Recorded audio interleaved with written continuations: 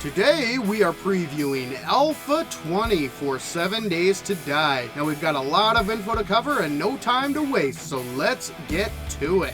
Recently, the Fun Pimps held their very first dev stream for Alpha 20. They showcased a few of the changes that we have to look forward to with this next alpha. So today, we're going to go through each of the most important parts of that dev stream. I tried to condense this dev stream down as much as I possibly could. It was about an hour and 20 minutes long, so I just picked out the most important parts that I saw, and we're going to take a look at those today, and I'm going to give you my feedback and what I thought about this stream in general. So let's get to it. So we're going to be updating Random Gen. I'm sure everybody's pretty excited about that.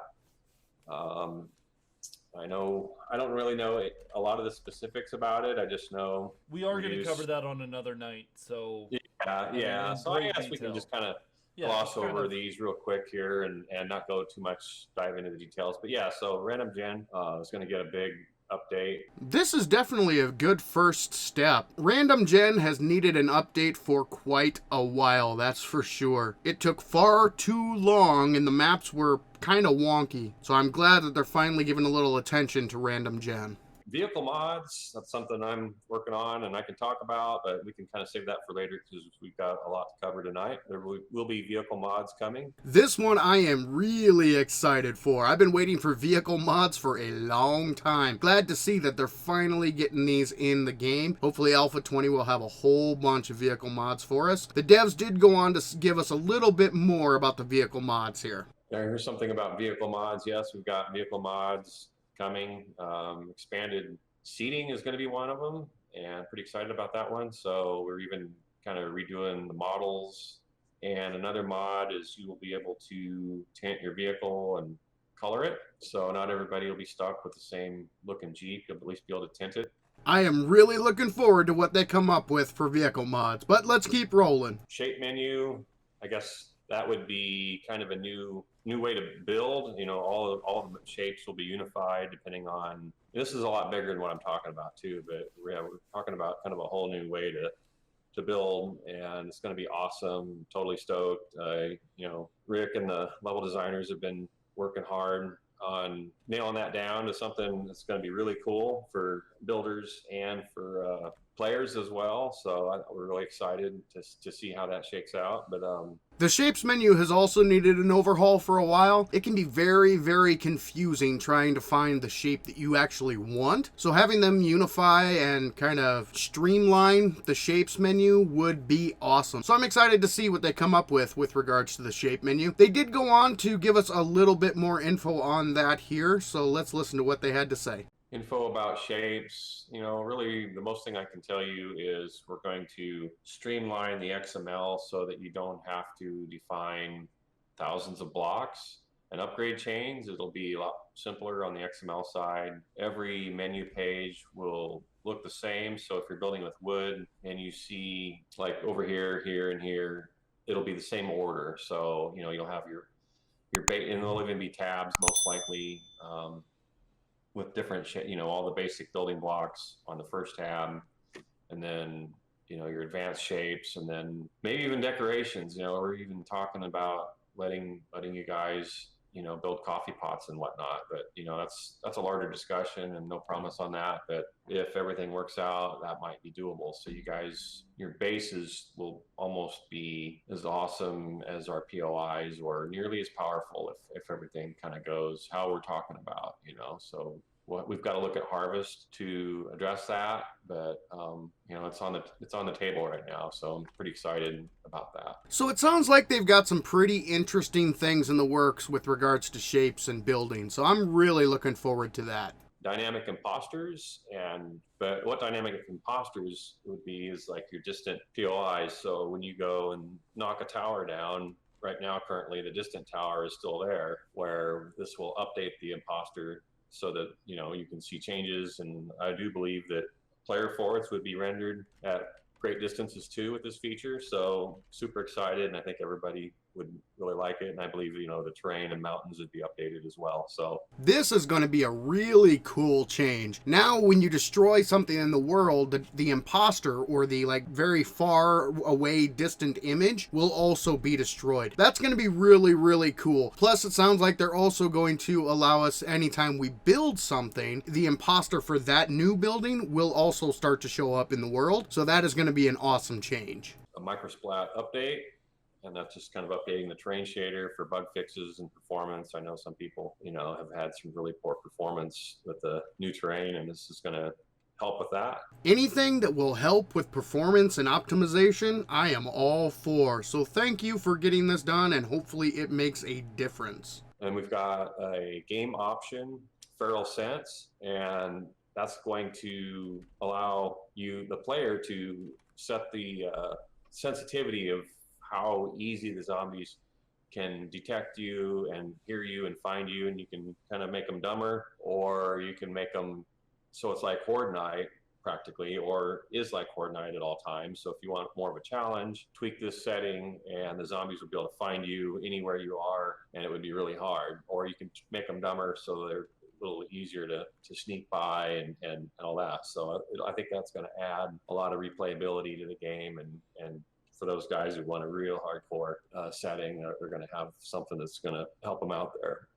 Now this could be really, really cool, and yes, it will definitely add replayability to 7 Days to Die. Having the ability to change how easily the zombie jerks can sense you, that is an awesome feature, and I'm really excited to play around with that once Alpha 20 comes out. Biome progression. We're going to make several biomes harder, and there'll be warnings for the player typically when you cross the border into a tougher biome. We're going to let you know, and somehow that this is a more difficult area. And your loot and your game stage difficulty will basically go up. So when you go into a snow biome, it's going to be a lot harder than a forest, and then the desert will be harder, and then the wasteland will be the very hardest biome. So if you want to skip over the kind of the real primitive weapons, you can head straight to the wasteland if you think you can handle the challenge, and you'd probably be able to get a lot better weapons on day one. Now this could be one of the most exciting things that they talked about. Biome progressions, that is going to be awesome. Having biome difficulties that give you harder zombies, give you better loot, that means, oh man, that could totally change the game. And I'm really, really excited about this feature. There were some biomes that you just never really needed to go to. There was no point. Like the wasteland. Why go to the wasteland? It made no sense. There was nothing there. Now, they're making it so that there's actually a purpose or a reason to go to each biome. Some biomes are going to be harder than others, but the rewards are going to justify going into that biome. Really excited for this. It could be really cool. And speaking of primitive weapons, we're adding a full set of pipe weapons. So on day one, the player will be able to craft pipe rifle, pipe pistol, pipe machine gun, pipe baton, so on and so forth. We've got all these primitive, awesome looking weapons that we're working on that's going to let players have early game weapons, but they're going to be crude, probably worse than the stuff you have right now that you do find, but you can get it on day one if you can find all the parts and craft one. Nothing wrong with adding some new weapons, especially if you're able to craft these on day one and actually have a firearm on day one. That would be pretty cool. And then after that, we've got trader to trader progression, and then we've got simple water. So we're kind of reworking water to look good and perform good and not have any glitchy stuff. So the water's been kind of a pain in our butt for too long now. We're working on that, and it's going to be pretty cool, and hopefully get everybody a lot better performance. Now this is good news. The water has needed an overhaul for a very, very long time. Hopefully they put the time and effort into the water that is needed to make it actually look good, function properly, all that fun stuff. Water has definitely needed an overhaul for a very long time. Loop progression and game staging improvements, more of what we did in Alpha 19 here, but kind of using GameSpark's data that we've gathered, and we're going to really fine tune the progression in loot, and then also tie that into the traders so that the player can experience a really solid loot experience from day 1 to day 500 or whatever, you know. So we're pretty excited to get this, hopefully, you know, also shippable. I mean, we made good strides in Alpha 19, but we're really taking it to the next level with 20, and it's going to kind of match what the traders can give you. The traders will probably always have a little bit better loot than what you can find in a POI. So, you know, there's incentive to spin your dukes on stuff. Thank you, Fun Pimps. Yes, yes, yes, 1,000 times yes. I am so glad that they are going to continue with the loot progression improvements. Alpha 19, the changes were pretty cool, but it still needed a lot of work, a lot of balancing. It was so boring. It was so annoying in the beginning parts of the game. You had to get so deep into the game before you could actually start finding stuff that was worthwhile. So I am very glad that they're putting a renewed focus on the loot progression and game stage. That is going to be awesome. They did go ahead and explain this a little bit more, so let's listen to what they went on to say about loot progression. Late game progression, we are rescaling all the loot, which we talked about earlier in the stream. We're doing a complete rebalance of the loot, and I imagine, you know, we've talked about it. I'm not 100% sure we're going to put it in, but I hope to see a slider for loot. So if you think the game's too easy because you're getting too good a loot too fast, you'll be able to push the slider over and delay how fast you get good loot. And if you're looking for a shorter game or it's too hard, you want better loot sooner, you'll be able to slide it over and get some good stuff sooner. So hopefully that happens. You know, it's a nice option that I think will add legs to the game that we've talked about. It shouldn't be too tough. I love this idea. The slider idea is awesome. The ability to give the players the choice of how they want to play, I am all for that. Expand the options for the player. Don't limit them. So the idea of a slider for loot, awesome idea in my opinion. And next up on the list, we have a character overhaul, and this is something I'm working on and with the art team. And, you know, we're going to show that. Now this feature, I am a little bit torn. I think this is actually going to do the opposite of what the Fun Pimps intend. I don't think it's going to expand customization. I think it's going to actually limit customization. Now you are pretty much forced to wear certain suits in order to most efficiently gather resources or loot or do pretty much anything in the game. I'm not 100% sold on this. It could be cool. So I'm holding out hope that it's going to be an excellent feature, but I'm not holding my breath. I honestly think that this actually might turn out to be kind of a bad thing, but we will see. We will see. You're going from 10 pieces of clothing down to pretty much 4. Let's see, 5 armor slots right now, 3 clothing slots, and then you have your face and you have your eyes. So you're condensing all of those down into 4 pieces. So not only are you losing the customization of having multiple pieces, but you're also losing a whole bunch of mod slots as well. So are they going to compensate by making these clothing sets moddable even further? So like a tier 6 piece of armor has 4 mod slots. So does that mean that every piece of clothing is going to have like 5 mod slots? Or I'm really interested to see how this goes. This could be really cool, or this could be crap. We're just going to have to wait and see, but I'm not 100% sold on this system yet. Again, we're just going to have to wait and see what they come up with. More POIs, environment art improvements. We're working on AI and sleeper tool improvements, and we're working on that. Well, it says 1 meter egress here, so that could be a game changer. I mean, okay. So zombies will be able to crawl through a 1 block hole. I didn't know that was classified under that as well. So it's listed here. I'm just reading the document. So yeah, so zombies can crawl through a 1 meter block. Now this could be an interesting development. Zombie jerks can now crawl through a 1 block opening. That could be cool. And wandering sleeper bandits, or I'm sorry, not bandits, wandering sleeper zombies. So instead of just zombies always stuck sleeping in one spot, you might have a few roamers in the POI, and that'll really shake things up. Dynamic music improvements. We're doing ambient audio improvements. Sorry about that. Animation improvements, quest navigation improvements, buried supply quest improvements. I'm all for all of these improvements, especially the quest improvements. I'm really looking forward to those. They actually have more information about quest improvements coming up down the road, but I'm all for these improvements. all right, here's one. Do we get tier 5 buried supply quests? No, you do not. But you do get tier 3.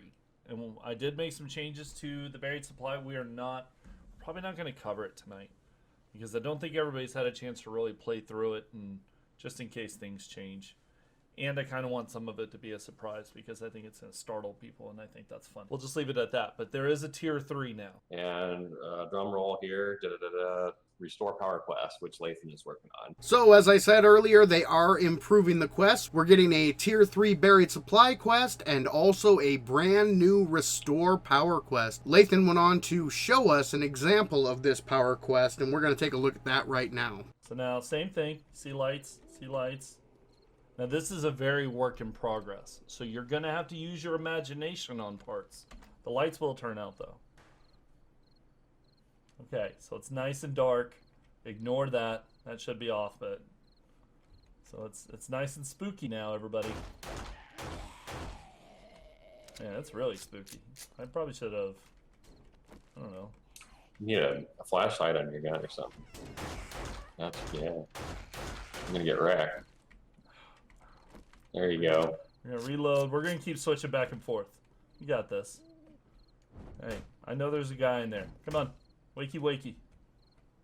Oh, or no, there's not. Okay, there normally is. Hey, anybody in here? There you are.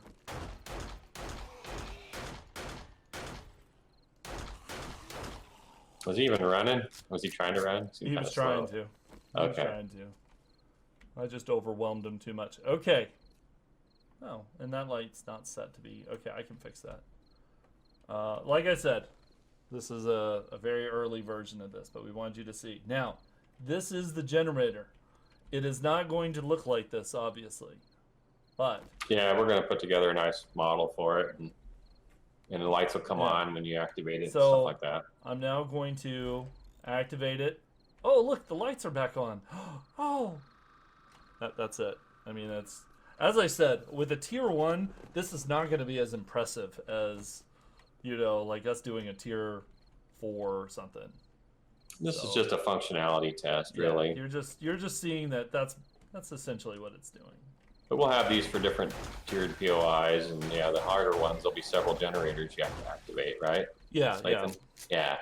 True, the tier 1 restore power quest did not look all that impressive, but guys, he's right. Use your imagination. Imagine going into like a shotgun messiah factory and having to do the restore power quest in something like that, like a tier 4 or a tier 5 POI where you have to go around and restore the power. Parts of it are going to be completely pitch black. Oh man, the potential for this quest is huge, and it could be a whole lot of fun. So I'm really excited that they're getting this into the game. It could really, really make the game even more fun than it already is. So our trader's going to offer a large number of quests, which would be nice in the later game. So I've already completed it for Alpha 20, but now you can actually go between tier 1, tier 2, there's like a next and a previous button, so you get 5 of each quest per tier. So now if you are on tier 5, you can go back to tier 1 if you... This is an excellent addition for Alpha 20. The ability to go back and do previous tier quests, that is awesome. Because once you open up the tier 5 and all you're getting are pretty much all tier 5s with maybe a tier 1 or 2 sprinkled in here or there, that kind of sucks. Sometimes you don't want to do the giant POI quests. Sometimes you want to do a POI quest that's only going to take you a few hours to complete. A factory or a tier 5 is going to take you all day. So now having the ability to go back and do any tier, have the traders offer every single tier quest, that is going to be awesome. We are, like I said earlier, we are spacing these out more. There's not going to be one next week. It'll probably be the week after. So probably every other week. And it may not follow a perfect schedule, so we may end up, maybe it's 2 weeks later.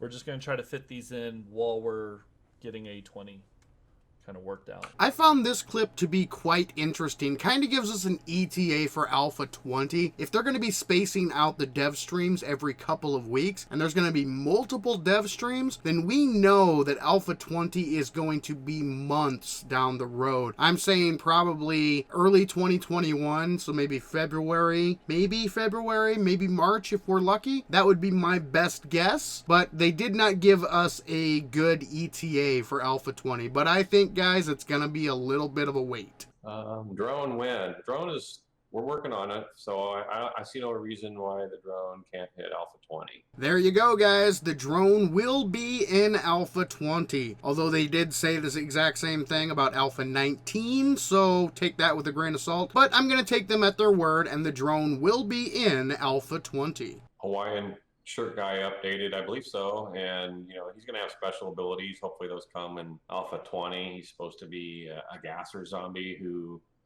has kind of a cloud of gas around him that will start choking the player out who doesn't have a gas mask on near him, and he's going to be able to vomit projectiles and things like that. So hopefully, yeah, we get some special behaviors coded in, because I've written up a lot of special infected zombies and all their abilities, so I'm hoping to see that, some of it anyway. So it looks like we are going to get some of the special infected that they have been promising for a while. So hopefully those will be in Alpha 20. I am a little bit concerned that the first one they're focusing on is the gasser, as they put it. I mean, first we get the booby jiggle physics, and now we're getting the fart zombie. It just seems a little immature to me, but you know what? Maybe they are going to wow us with these special infected, and they are actually going to be really, really cool, but we will see. We're gonna have to hold our breath that they actually deliver something special for Alpha 20. Now, the last thing that I want to touch on here is they did introduce a brand new model for the nurse. So let's go ahead and bring that up. There she is in all her glory. And there is the new nurse. Kind of a cool new model. I like the new scrubs. They're more modern looking scrubs instead of the old like Halloween costume, slutty nurse costume kind of thing they had going on before. So I do like the new model for the nurse. It looks pretty cool. And that's pretty much the extent of what they talked about. Now, they did go on to talk about things further down the line, but I'm just concentrating on Alpha 20 now. This is pretty much what we have to work with. I'm excited for Alpha 20. I think it could be pretty cool, but there are some things in there that give me pause. But I'd like to hear what you guys think. Are you excited for Alpha 20? Do you think these changes are going to make the game even better? Or do you think that some of these changes are going to be, I don't know about this. Let me know in the comments below. But for now, this is Saven saying thank you, ladies and gentlemen, for joining me in Saven's World.